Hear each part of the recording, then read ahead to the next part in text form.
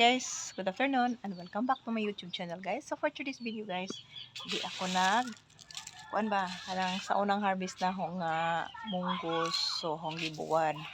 So mao na ni si karon ayan hong munggos So ako na si Jang gipiga kay kuan na ba si ba gasking na si kabuwad sa init ba.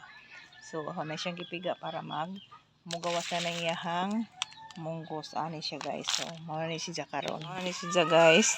Ako na siyang gi-harvest mga gitigom-tigom naman ako gagmay ra gud akong gitigom. Di mao na ni siya kadaghan na. Ako siyang gibuwad. Karon pagbuwad na ako mugasking naman ni siya nganhi pigko na naman ni siya para siya buskag umugawas ng izahang munggos, izahang liso ayan Mulaskik ra ba gajud mugawas. So mao ni siya guys karon. So mao pa ni kuan na ho nga unang harvest na ni so napay daghan na hong harbisonon.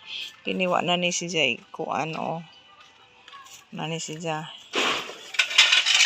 So hadlo kagiro ilalabog na ni wa na ni siya. Na gyang daghang mga kuan mao ni. Di nagmunggos siguro mga 1/4 pa siguro ni ato nga sa lata ning hong munggos. So napakoy puhon harbisonon pa na ayan siya para mugawas ang iyahang liso ayan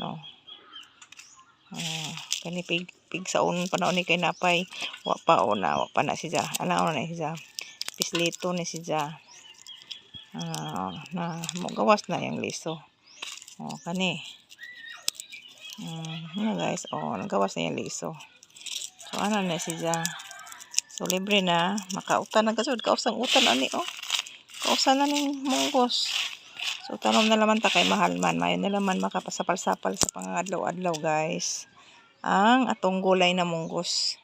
So ito update sa hong munggos guys ni adtohon gitanom karon okay na. Wala naka-harvest na jud ko sa munggos. Okay guys, thank you for watching and don't forget to like, hit notification bell para updated kayo sa aking mga vlogs. Bye bye and God bless.